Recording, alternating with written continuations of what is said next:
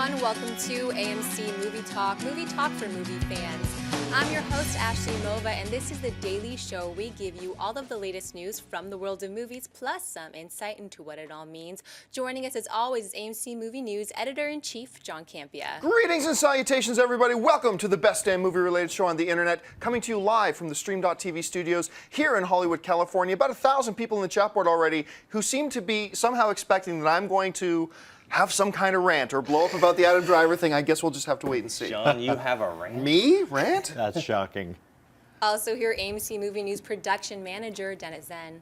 So, like true rock stars last night, we partied for John's birthday all the way to 11 p.m. About 11 o'clock, yeah. Which is hilarious, because I think for my birthday last year, we partied till 11 o'clock. Yeah, we live the Hollywood lifestyle. Yeah. Also here, film critic for JoeBlow.com, Jimmy O. Well, on that note, I'm sorry. That's way too late for me. 11 o'clock? No way, Well, man. you're training for a marathon. Yeah, so I'm you've got an training for a excuse. marathon, so I can't do that stuff. right. According to reports, director David Fincher is in negotiations to helm the upcoming Sony Pictures Steve Jobs biopic.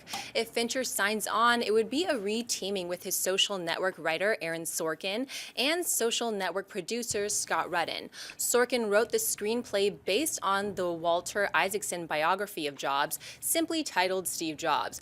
John, what would you think of Fincher directing Steve Jobs? On its surface, obviously, how can you not be excited by the whole notion of this? Because you see what he did with Social Network, with a Sorkin script, with the same producer. So, I mean, obviously, yeah, very excited. I'm going to line up. If this is coming out tomorrow, I'm getting in line tonight. I mean, obviously, the life story of Steve Jobs, the guy created, just revolutionized everything with his innovation. Sure. But at the same time, part of me thinks, why not just call it Social Network 2? Like, why? I mean, if you're just going to get the same guys together, it's about a startup technology company where he brought to become the giant global dominating thing. Same writer, same director, same producer. I'll be shocked if they don't get Jesse Eisenberg to play Steve Jobs at some point. We'll find that out. But I don't know. I mean, but I'm going to go with my gut feeling, my first reaction on this, which is Fincher's directing anything, awesome. He's directing a Sorkin script, awesome. It's about the life of Steve Jobs, awesome. And it's got to be better than that piece of crap Ashton Kutcher thing that we got handed a little while ago. So, yeah, I'm okay with it, Dennis. I think what's more fascinating than even David Fincher signing on is that the script is really only 3 scenes. 3 acts, yeah, three three scenes. And they're all supposed to be single takes. So you're going to have, let's say it's a 90-minute movie. That means each scene is going to be 30 minutes long, 1 take. A lot of us have been talking. And that could change depending on who the director ends up being. Exactly, yeah. But I think maybe bringing in someone like a David Fincher, you have to, like someone of his experience and caliber, because you need someone really good to handle that type of sequence. Yeah, and for those of you who don't know what Dennis is talking about, the word is that the script that Sorkin put together, the 3 scenes are going to be backstage at an Apple release event.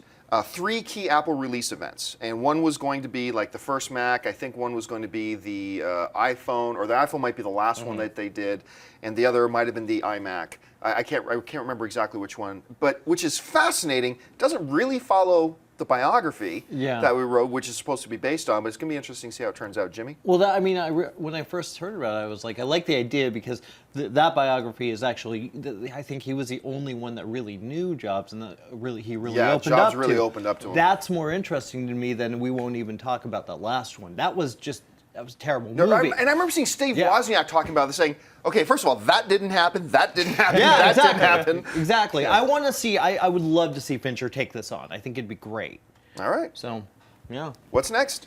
Variety is claiming that Girls star Adam Driver is in final negotiations to play the main villain in the upcoming Star Wars Episode 7.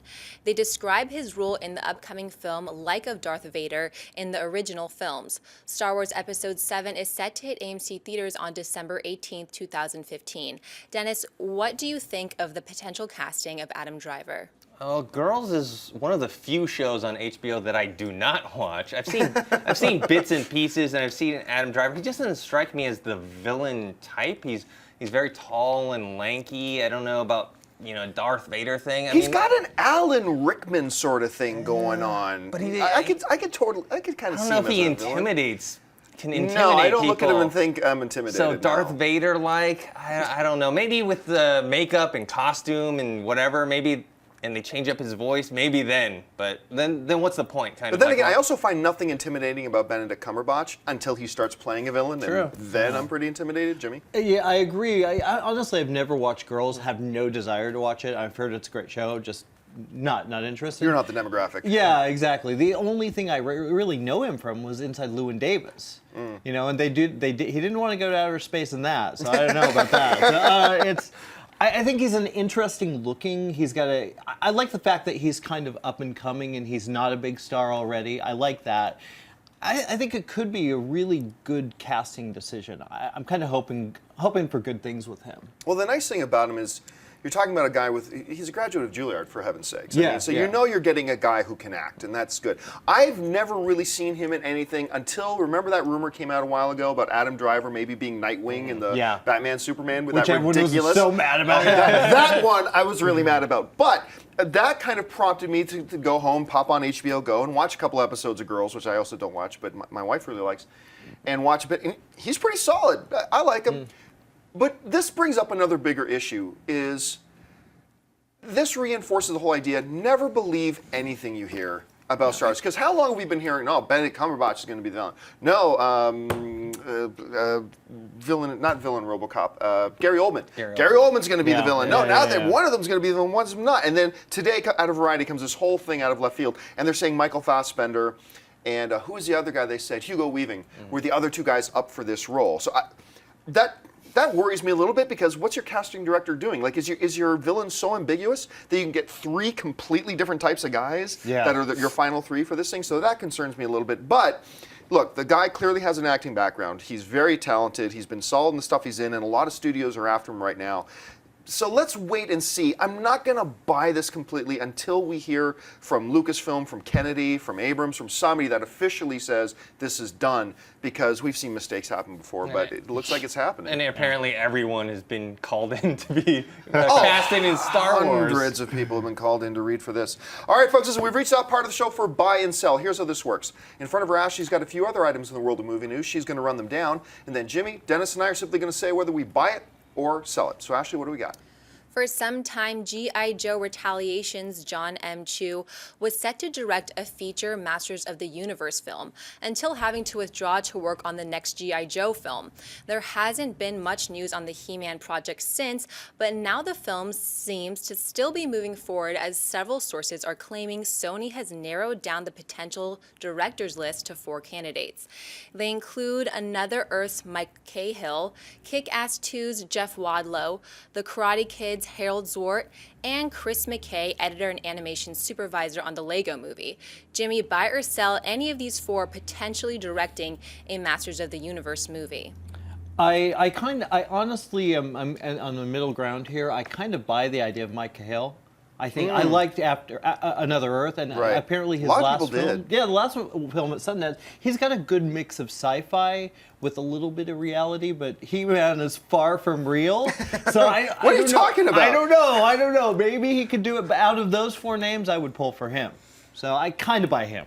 Dennis? I'm going to sell it, not because I don't like any of the names on there, and I like the movies that these directors have done. I just don't know if it's the right fit. I would rather see someone like an Alan Taylor, who did Thor 2, or a Neil Marshall, who's directing Black Sails right now, and he did the Game of Thrones Blackwater episode. So someone that has some of that sword and sorcery type of stuff. I buy Neil Marshall, absolutely. I'm going to buy this, and the reason I'm going to buy it is because of Jeff Waldlow's name. I thought directing Kick-Ass 2 was a tough and a tall order to do, because of the way that the first film surprised everybody. You had to still have that idea of exciting action, but a nice enough amount of snark and sarcasm in it as well, and with the big drawback that you didn't have Nicolas Cage returning as Big Daddy, which really hurt the second one a lot, I think. But I think he did a really admirable job. So now let's look at the He-Man universe. Well, you can't approach this thing as War and Peace.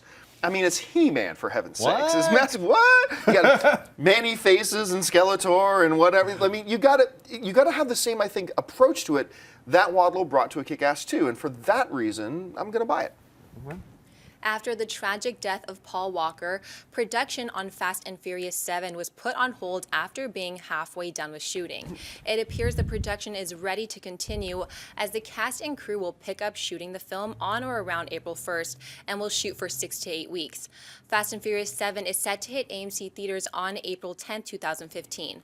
John, buy or sell the restarting of the Fast and Furious 7 production? I buy it, and this is really great timing. I think they took the right amount of time off. And look, they faced a really difficult decision. Unlike, say, Hunger Games, the situation they had to face, where they only had like 1 or 2 more scenes for him to shoot. Yeah. This was Fast and Furious 7 was only halfway through shooting.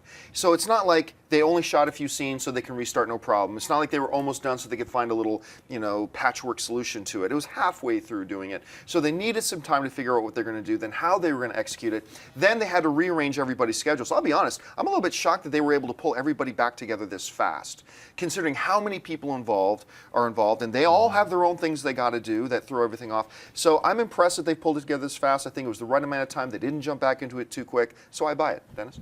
I buy it as well because they need to start back at some time. I mean, they had already decided. The decision was, are they going to just not do the movie or are they going to come back? They decided they're going to come back. And you have to remember, besides, the top billed actors, the director, and the producers and stuff, you have, below the line people working on this that Hundreds. You need the crew and costume and all that stuff. They have jobs to do, and either they got to do this one or they got to move on. So. Jerry? I buy it, and it's weird to think of Fast and Furious as an underdog movie, but I want that movie to succeed so much because I like James Wan a lot. I just, with the bad luck that they've had and that terrible tragedy, I really want it to be great, and I really want it to succeed, so I absolutely buy it. And I often say there's no such thing as a stupid opinion, yeah. But there are. And I'm still surprised today how many people still tweet me and still want to Facebook and say to me, out of respect for Paul Walker, they should have just stopped the movie. They shouldn't make Fast and Furious. It's like, are you an idiot? Really, seriously, world-class idiot. You think Paul Walker, who poured half of his professional life, all of his blood, sweat, and tears into helping to build the Fast and Furious franchise to the point that it's more successful now than it's ever been, you think Paul Walker would want to see that franchise that he worked so hard to build ground to a halt? Hell no. It's idiotic. It's an absolutely idiotic point of view. Anyway, sorry, I shouldn't say that, but I did, and I mean it. All right, what's next? Producer of the upcoming Ninja Turtles movie, Galen Walker, took to his Facebook page to announce that the first trailer for the movie will appear in front of the new Captain America movie, which hits AMC theaters on April 4th.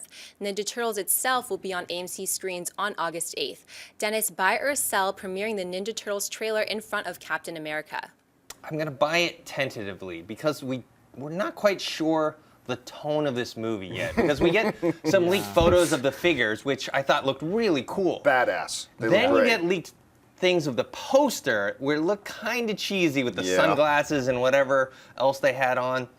So with something like a Captain America, where people are going to take this, kind of seriously, if you have a kick-ass Teenage Mutant Ninja Turtles trailer that comes out that has really cool action scenes and maybe a little bit of comedy, I think it will do well. But you make it like kind of like this over-the-top, really cheesy trailer, fans are going to turn on it really fast, and there'll be more harm than good. I'm fascinated to see the first trailer of this because, on the one hand, those images that got leaked of the Turtles design and the design of Shredder, which just looked phenomenal, took me back to the original black and white comic days of Teenage Mutant Ninja Turtles. Because remember, back in the day when the Teenage Mutant Ninja Turtles were first created, they were not a bunch of skateboarding, cowabunga, let's eat some pizza dudes characters. They were dark, killer ninjas. That's what they were. And and it was amazing. It was so beautiful. And then seeing those pieces of artwork harkened me back to those glorious days of what the Teenage Mutant Ninja Turtles started off as.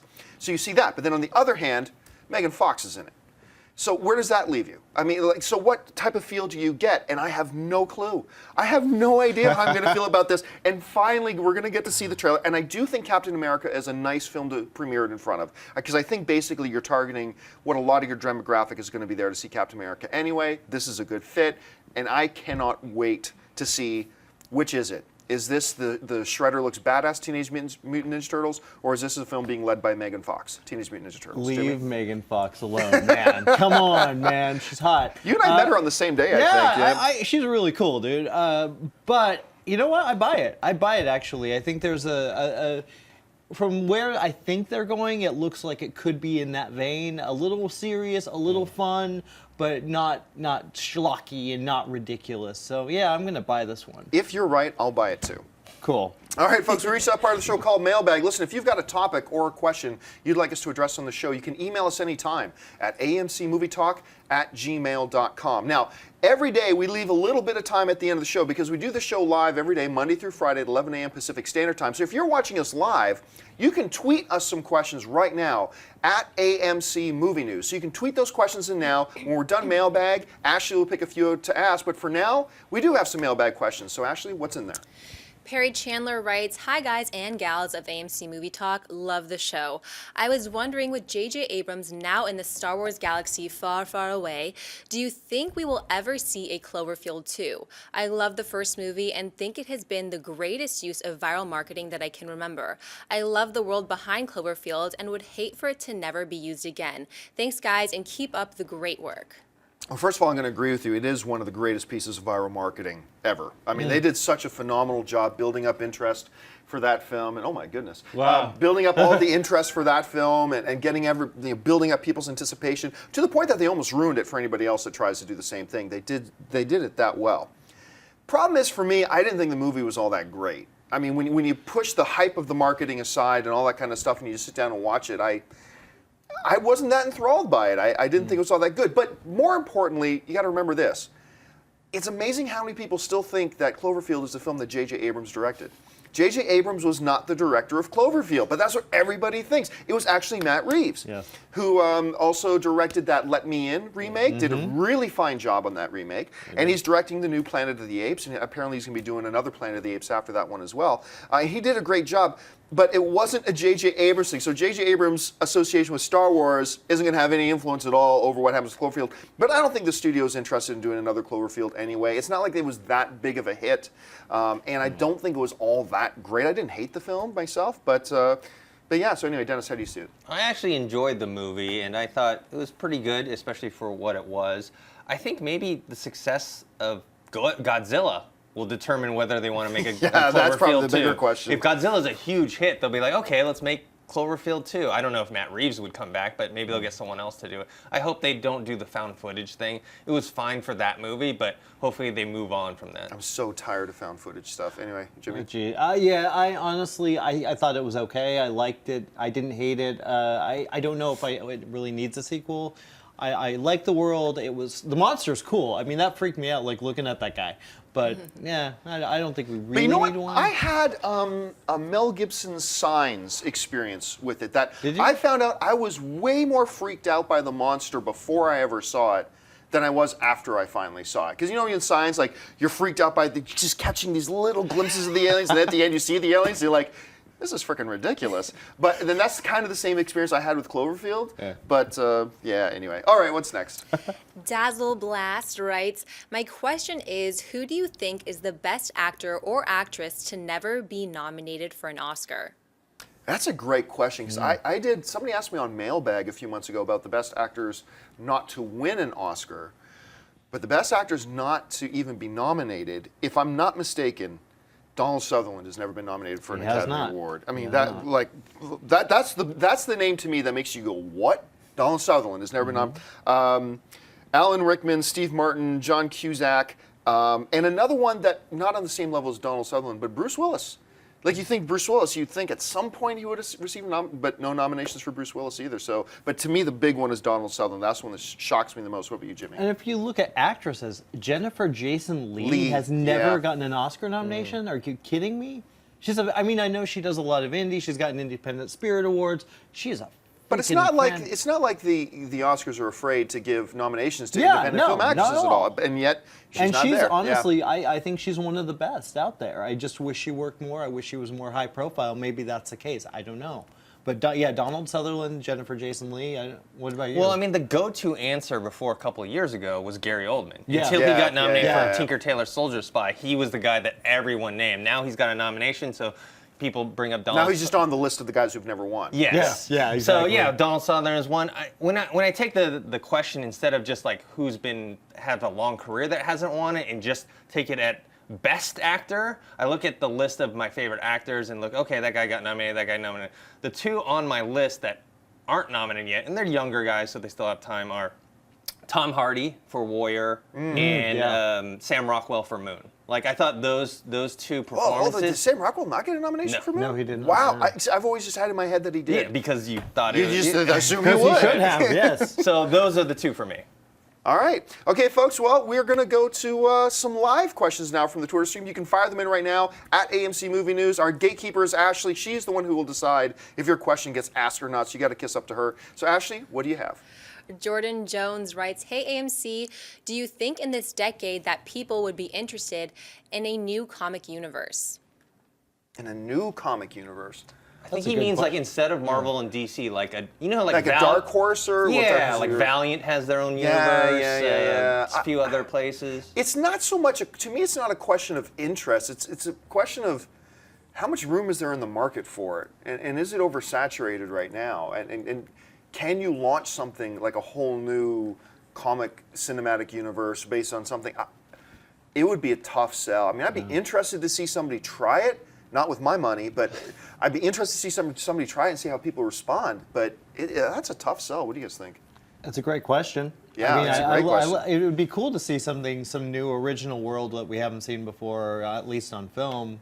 But yeah, I agree with you. I think Marvel has everything right now. DC's getting there.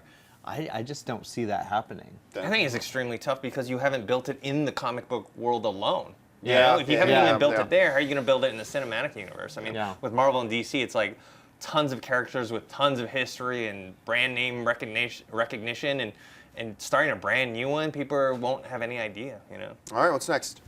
Arrow writes, "Hey guys, love the show.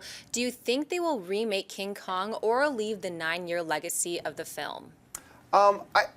We kind of touched on King Kong about a month ago.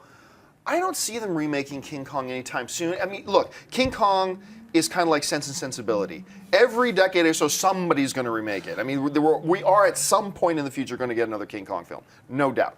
But I don't think it's going to happen anytime soon unless Godzilla's a big hit and somebody's got the balls to give us King Kong versus Godzilla. That's a good one. Yeah. Now, I'll tell you right now, it's a dumb movie, and I will be there 10 times. I will line up, I will get out of the theater when it's over and get right back in again. I will watch that movie over and over again. I don't care how good or bad it is. So, I mean, I'd like to see it. But I think our most likely scenario of getting a King Kong anytime soon would probably be in a successful Godzilla franchise. So that's just, Dennis? I always like Godzilla more than King Kong. But Me too. King Kong is an example of, I think we talked about this the other day, a movie that did make money, you know, and it was not a big hit, but it did make money that they didn't go back to because the response to it was kind of lukewarm. Yeah. And so they weren't sure they wanted to gamble a second time. And yeah, eventually there will be another King Kong. I think it'll be further along the line. Yeah, that movie would have been, the Peter Jackson incarnation of King Kong would have been about 50% better, nay, 75% better, if they had started the movie at the 1 hour mark. Yeah. Because that entire first hour of the film, you could have just, I mean, Peter Jackson has forgotten how to edit a film. Like, he doesn't know how to make a film shorter than 3 hours, apparently. So they should have just taken the scissors, cut off the first hour entirely, started the movie with them on the boat approaching the island, and you would have had, like, a much more enjoyable film. That's how I always felt about it. Okay, let's take a few more. Garrett Farney writes, "Do you think Godzilla will be fighting more than one monster, or will they just keep it to one?" I think it's going to be one.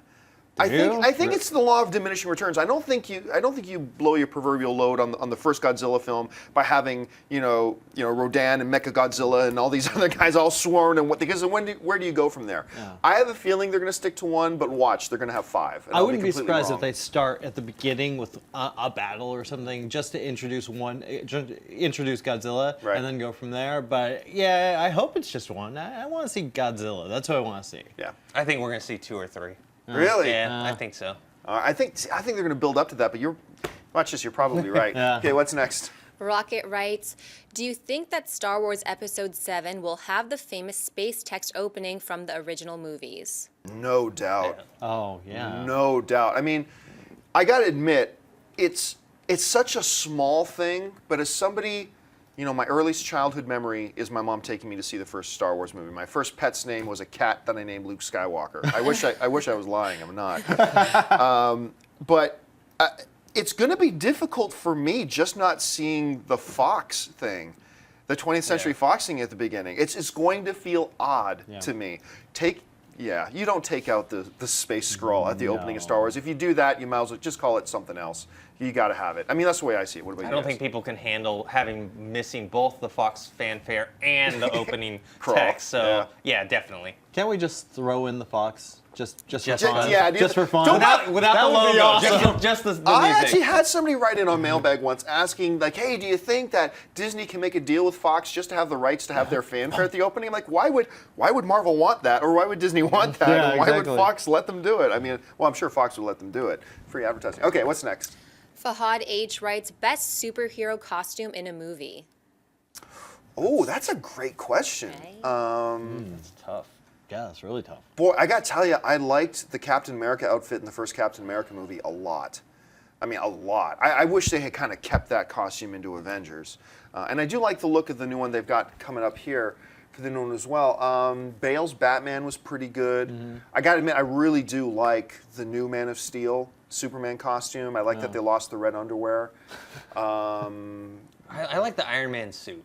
Because Oh, yeah, the Iron Man I suit's never great. thought that we'd come to a time where it could look so cool. You know, Yeah, technology. I guess, when I was younger, I was like, they're never going to make this movie because it's going to be like rubber or something like that, look really stupid. But obviously, technology's gotten a lot better to make something really cool. Thor looked good too. Thor, I was gonna say Yeah. I'm a big fan of Thor though. I don't know those movies are just fun. So I Yeah, love but the I'll go out on a costume. limb. I'll go out on a limb and say my favorite is going to be that first Captain America outfit. So that's what I'm going to stick with, though. That's a good one. All right, what's next? Catwoman, guys, it's so hot. Well, All leather and I like mean, a couple of. silky. I loved.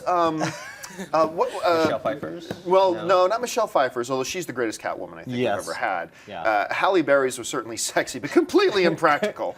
But Anne Hathaway's costume was great. I love the way because it was also very utilitarian because they explained the cheesy cat ears with her goggles. They explained this with that, and so everything in her suit kind of served a purpose, and yet still gave us kind of the classic Catwoman look. Yeah. It was pretty good. I wouldn't put it above my Captain America one, but yeah, that was pretty good. Rusty McPeters writes, question, are there currently any plans for another Resident Evil movie? Yeah. Yeah. I don't know what stage they're at, but I know they're making it. Actually, I think it might I even thought there be was in a production. couple. I thought there was a couple planned, if I'm not mistaken. I know there's Well, they definitely always one. plan Yeah, for it's many, like, but yeah. does it actually? But they might Yeah. even be in production one. I have to double check those. It's a franchise that costs very little and makes not a ton of money, but No. it makes a profit a decent amount. So It they're makes actually enough, tr- and for I think it does really well foreign too, if I'm Yeah. not mistaken. So, So- yeah. All right, what's Definitely. next? Demetrius McLean writes, I was wondering why hasn't there been a follow-up to The Prince of Persia? In my opinion, it was a great movie. Because it sucked. No, listen, I say this all the time. All film is subjective. If you liked it, that's awesome. I'm really happy. That's the greatest thing about movies, is that, I always say this, you hang a piece of art on the wall, and you have 10 people standing around it, even though they're looking at the same picture, they're all going to see 10 different things. And that's the beautiful thing about movies, is that, look, I love Armageddon. Who in their right mind loves Armageddon? Well, I do. And I don't like Blade Runner. Who in their right mind doesn't like Blade Runner? And I didn't like the original Halloween. I don't think he wants to smack me every time I mention You're that. insane. I know. But that is the greatest thing about film. So if you loved it, awesome. But the reality is, most people did not like it. Yeah. It was like a lot of us feel it wasn't. And when a studio's looking at remaking a film, they have to take that into consideration. What did the majority of people think? Because if they're not going to go back and buy another ticket, then that really, takes away the incentive to try to make one. But what do you guys think of the original? I thought it was terrible, and I saw that with our friends Roth, Johnny, and Mac, and Mac. So He must have loved it. oh yeah, exactly. So we have a friend that doesn't. The worst movie taste Yes, I've ever exactly. seen in a human being. Like if he thinks it's horrible, it's probably a good movie. If you think it's good, it's probably a terrible movie. So me, Roth, and Johnny coming out of the theater going, oh my God, that was so terrible. And then Mac's like, actually, I thought it was pretty good. I'm like, Yeah.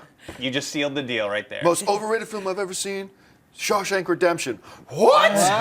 Yeah. You know what? I've talked to a lot of people, a lot of fans who kind of are like, yeah, I kind of like that movie lately, and I don't really know why. I wasn't a fan myself, but I'm like, seems like it's getting a weird sort That's of weird. cult audience. I don't know. Hey, what about good you for guys? it. Do you like it? Good I for it. don't Yeah. know. Tell us in the comments section. Yeah. Let's take two more. Okay, ID writes, will we get a Sandman movie now, and who would you like to play him? Didn't we just talk about? Yeah. They're making Yeah. a Sandman movie. Isn't like Joseph Gordon-Levitt is doing it, and actually they've got their screenwriter on now. Joseph Gordon-Levitt is doing a Sandman movie, so it is coming, and it's going to be Joseph Gordon-Levitt. There's your answer. Chris Cup writes, could you see more MMA movies? I hope so. Like Warrior came out. Warrior was a wonderful film, and one of the best performances Nick Nolte's given us in a while. I loved his performance in that. Everybody was great in that film. It's a good story. It's well done. The thing is, mixed martial arts was still kind of at its beginning of getting more mainstream in its popularity. Look, everybody knows Dennis and I are MMA fanatics. I mean, I've trained with Randy Couture. I mean, so obviously we are big into it, so we're biased. But, I mean, it is the fastest growing sport in the world. It's getting bigger and bigger views now. And as MMA becomes more and more popular in the mainstream, which it's becoming, I do believe we're going to see more and more movies about it. Because one of the things that I've always thought is that it's easier to make a sports movie that's based around individual sports as opposed to team sports, because then you've got a central character that you just follow. It becomes a little easier that way. So I think it's going to happen, but it might take a few more years. Anyway, Dennis, how do you see that? I hope it happens, and I think it will in the future. You're right about the whole MMA versus other sports thing. It's a new sport that people are just starting to appreciate, and that's understand it. And I personally I like the fighter, but I like the warrior even more. And the fighter got nominated for an Oscar and all that stuff, but I think it's because boxing is more widely accepted by people and they understand it. And some people think MMA is either like pro wrestling or they just think it's too savage. And I think eventually people will understand that it actually is a sport. And a lot safer than boxing. Yeah, it's going to catch on, I think. Warrior was so great. Now I want to go home and the watch fighter, it. Not to diminish how great the no, fighter was. It's a good movie. The fighter was amazing. But I liked Warrior better, honestly. Yeah, I me liked too. Warrior better. It's a good movie. So. All right, okay, I lied. Let's take one more and then we'll sign it off. Okay. JC Collins writes, question, if Godzilla does well, could we see a Pacific Rim crossover into the Godzilla universe? No. I mean, if Godzilla does really well, does it increase the chances of another Pacific Rim? It certainly wouldn't hurt. Like if we see audiences now are more and more going back and are buying into the giant monster movie and stuff like that, then it increases the chances of a Pacific Rim 2. But no, you're not going to see Pacific Rim and Godzilla cross universes. I don't think, anyway. I don't think you'll see it because it's a different tone. I think Godzilla, they're trying to go more for a serious science fiction take on it. If you watch the trailer, it's a very serious tone. And the thing about Pacific Rim, I know some people that don't like it. If you can't buy into, baffles my mind. If you can't buy into like the silliness of it, it's purposely silly, and it's a lot of fun to watch. So I don't think it's going to cross over for that reason. Well, ironically, Pacific Rim almost felt like an old-fashioned Godzilla movie. In many ways, which I liked a lot. So, but this new Godzilla, it just doesn't mesh. Okay, the only way I could see this maybe working, and I wouldn't do this, but Pacific Rim is set a little bit in the future, obviously, right? Yeah. So maybe there's a way that you could say, okay, back in 2016, they beat Godzilla but didn't know how to actually kill him, and they were able to somehow put him into some kind of permanent hibernation. But now the kaiju are just too big for us to deal with. We have to awaken Godzilla. I mean, look, I'm listening to myself say it. Awesome. I can't believe how dumb I sound. No, but I want to go. I would be there. I would go. That's the only way I can. Someone's going to write some fan fiction with that storyline. Yeah. All right, folks, listen, that'll do it for us. It's time for us to wrap this up. We've gone just a few minutes over time. But listen, don't forget, lots of great movies playing in AMC theaters right now. Head on over to www.amctheaters.com for your theater, showtime, and movie ticket information. And listen, if you want an audio-only version of this episode, look in the description of this video, and you'll find links to our Stitcher Radio and our iTunes, so you can listen to us on the way to work. And don't forget, if you haven't done so already, click that subscribe button, become a subscriber to our AMC Movie News YouTube channel. I first of all want to thank the guy sitting at the table with me, sitting to my immediate right, Mr. Dennis Zen. Dennis, where can people find you online? You guys can find me on Twitter @ThinkHero and on YouTube ThinkHeroPro. From JoeBlow.com, the one and the only Jimmy O, Mr. James Oster. James, where can people find you online? You can find me on Twitter, Jimmy to the O, one word, and on Facebook, James Oster, real name. There you go. Our lovely host today, Miss Ashley Mova, filling in all week for Chris Lee. Great job, Ashley. Where can people find you online? You guys can find me on Twitter @AshleyMova. And you can find me at the various social media networks, just at John Campea. Thanks a lot for joining us, guys. My name's John Campea for AMC Movie News, and until next time, bye-bye. If you like this video, be sure to give it a thumbs up, and don't forget to subscribe to AMC Movie News on YouTube. It's free and a great way to stay updated with all the latest movie news and check out our daily show, AMC Movie Talk. Also, don't forget to check us out on Facebook and Twitter to stay in the loop for our special prizes, giveaways, and contests.